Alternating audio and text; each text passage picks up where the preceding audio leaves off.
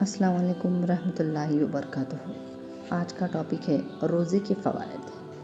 روزے کے بے شمار جسمانی، روحانی اور ذہنی فوائد ہیں۔ پہلے ہم روحانی فوائد دیکھیں گے۔ روزہ اللہ کا حکم ماننے اور اس کی رضا حاصل کرنے کا ذریعہ ہے۔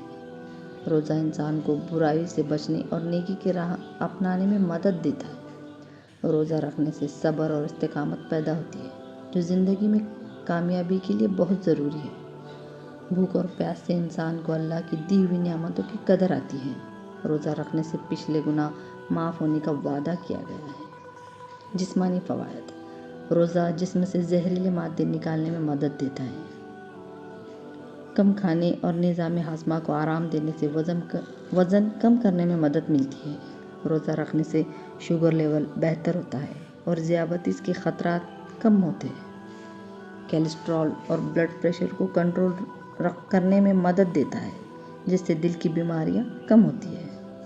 روزہ رکھنے سے جسم کی قوت مدافعت مضبوط ہوتی ہے اور بیماریوں کے خلاف لڑنے کی طاقت بڑھتی ہے۔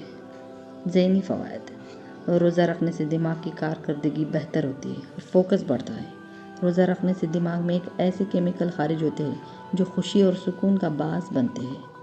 روزہ خود پر قابو پانے اور خواہشات کو کنٹرول کرنے میں اور نظم و ضبط سیکھنے میں مدد دیتا ہے۔ اللہ حافظ۔